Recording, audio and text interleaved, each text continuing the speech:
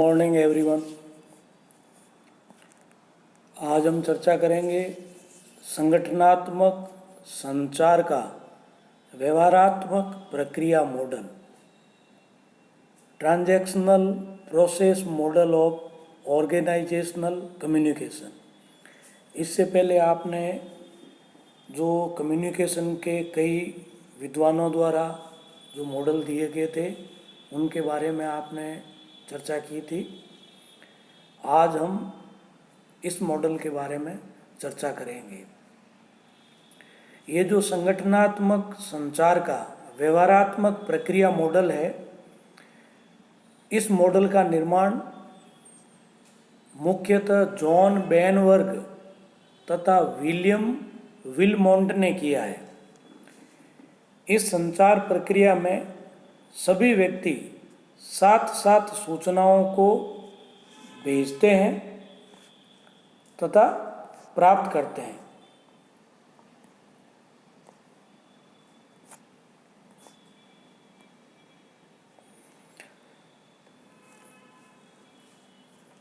अतः यह संदेशों की प्राप्ति तथा संदेशों को भेजने की एक निरंतर प्रक्रिया है। इसी कारण संगठनात्मक संचार प्रणाली को एक पारस्परिक प्रक्रिया के रूप में भी मानते हैं। इसमें आपने देखा होगा, जैसे ये ए व्यक्ति है, अब ये ए व्यक्ति ये बी से संपर्क कर रहा है, बी ए से कर रहा है, बी सी से भी कर रहा है, सी ए से भी कर रहा है। अब डी जो है बी से कर रहा है, बी डी से कर रहा है, ए ई से कर रहा है, ई भी ए से कर रहा है। इसी तरीके से ई सी से संपर्क कर रहा है, संवाद कर रहा है, कम्युनिकेट कर रहा है, और सी जो है वो ई से भी कर रहा है, डी से भी कर रहा है, और जो एफ है एफ बी से कर रहा है और बी भी एफ से कर रहा है। इसी तरह से डी जो है वो ई से कर रहा है और ई डी से कर रहा है, ई जी से कर रहा है, डी एच से कर रहा है, एच डी से कर रहा है, ई जो है एच से कर रहा है, और ये जो एच है वो भी ई से कर रहा है।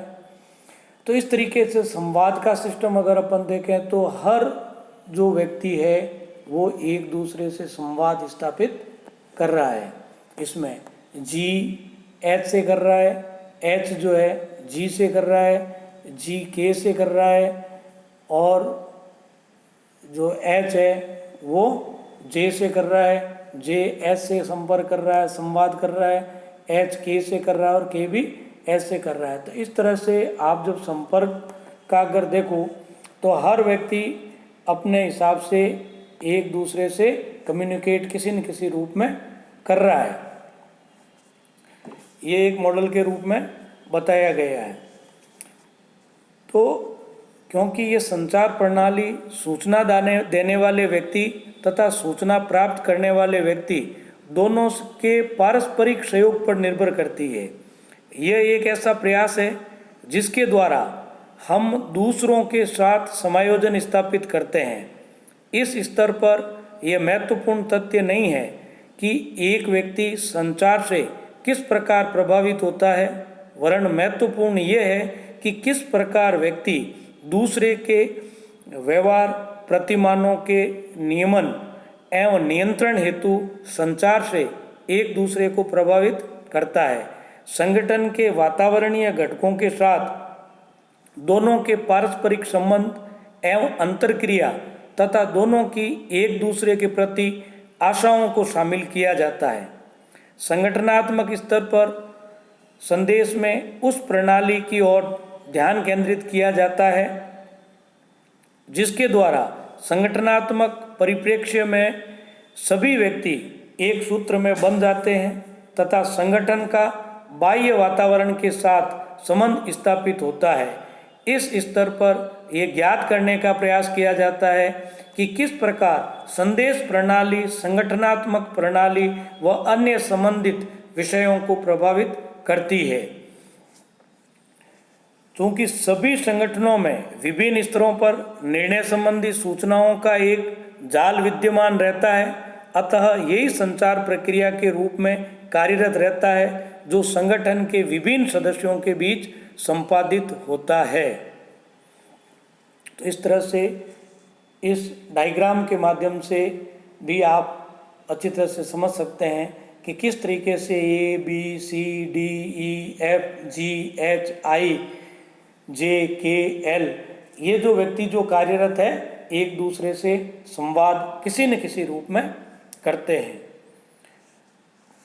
नेक्स्ट है अपना संचार प्रणाली में भारतीय model, Indian models in communication. इसमें डायग्राम में आप देख रहे हैं भारतीय मॉडल में राजा, मंत्रीगण, जनता और संदेश भेजना। और जनता का है तो जनता मंत्रिमंडल को और मंत्रिमंडल राजा को सुझाव तथा शिकायतें प्राप्त करना है।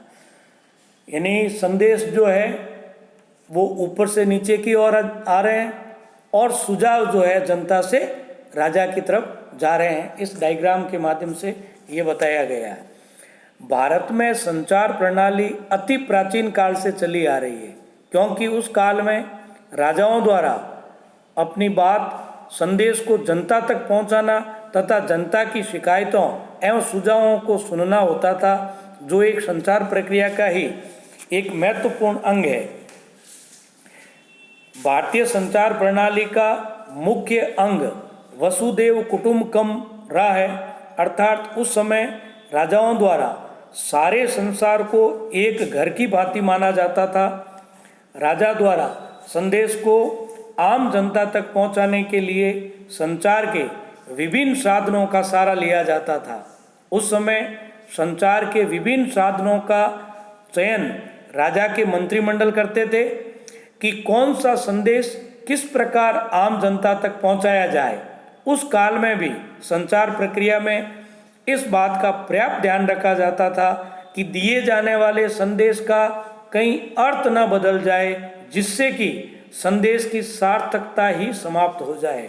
तो इन चीज़ों का प्राचीन काल से, यानी जब राजाओं का राज था उस समय से भी जो कम्युनिकेशन जो था वो प्रॉपर तरीके से पहुंचा या नहीं पहुंचा, इसकी पूरी व्यवस्था की जाती थी।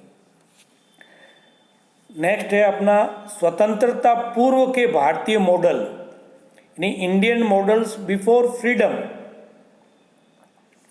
इसमें आप देख सकते हैं